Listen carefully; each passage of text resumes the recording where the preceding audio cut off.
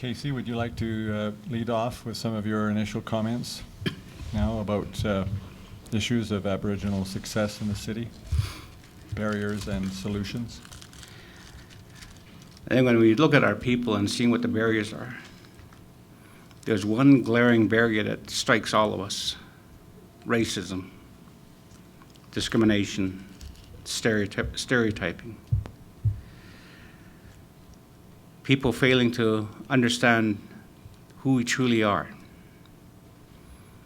failing to understand that we are human beings, that historically people don't understand the plight our people have gone through: colonization, cultural genocide, oppressive and restrictive policies that have afflicted our people that keeps them from being successful.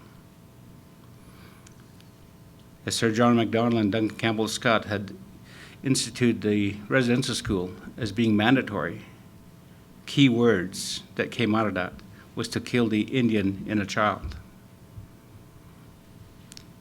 I was one of those young kids at 5.5 being placed in residential school, and I spent 9.5 years in there. I know my own personal hell, but I also know what it did to me. Never feeling that we were worthy of anything. And that really afflicts our people nationwide, that they really do feel that they are unworthy of the good things in life because of what has happened to us. It's not an issue that we can say just deal with it and get over with it. No, it's a process. It'll take generations before that really dissipates itself. But it's to create an understanding between all peoples, regardless of which cultural grouping they come from.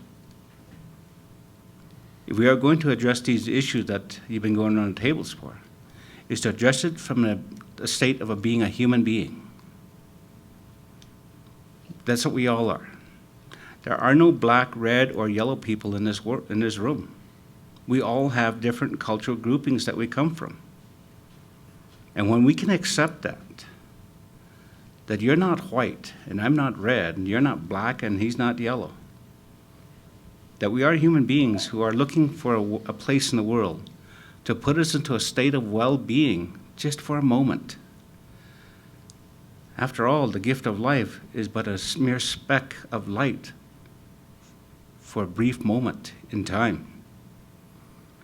We understand that. It's something that we believe in, that life is only a one-day event. That's what a lifetime truly is measured by one day. I can't tell you I'm going to be here to the age of 90 when I don't even know I'm going to be here tomorrow. My yesterday does not exist anymore. It's all but a simple memory to learn from, not for me to relive, but a place of learning. But it's also a place for other people to understand that if we're going to deal with any issue that besets us, then let's go back to the basic fundamental belief of our first and true identity, that we are human beings first. Our sense of belonging is just knowing our cultural grouping of peoples that we come from, that we belong to them and they belong to us, but there is no ownership. I do not even own the body I dwell in. It's a temporary shell that goes back to our mother, the earth. If there's anything in this world that I do own, and that's my emotional being, the feelings that surround who I am. The natural laws is what we guarded by. Like looking at nature out there. You see a pine tree and an oak tree growing together. The oak tree is not going to tell a pine tree how to be a pine tree, and the pine tree is not going to tell an oak tree how to be an oak tree. They will live in harmony with each other upon our mother. And if we're going to deal with these issues and find good solutions, then we need to live in harmony with each other, together as human beings, to get away from the stereotypical ideations of who these people are, these indigenous peoples. Understanding them, that each of them have a cultural grouping. But to open up our minds and really say, yes, there is a third world Canada that does exist here, and it's in the indigenous peoples. We look at the mental wellness as we educate a lady friend of ours He said mental health doesn't fit well when the word health doesn't even fit. It's about being in a state of well-being, state of wellness, so mental wellness. When we can take a look at something like that and realize the vast spectrum of the issues that come out of that, addictions, suicide, poor health, poverty,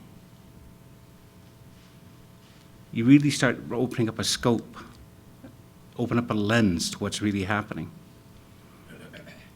You know, it's sad to know that here in Canada, that our people rate #1 in the world in suicide in the Indigenous population. That 1 out of every 4 suicides today, 1 be an Indigenous person out of Canada. When you're talking about billions and billions of people in the world.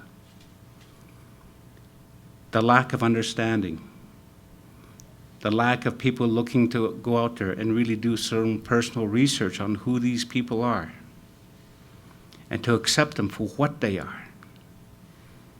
Dismiss those racist, bigoted discrimination factors. That all people have a right to live.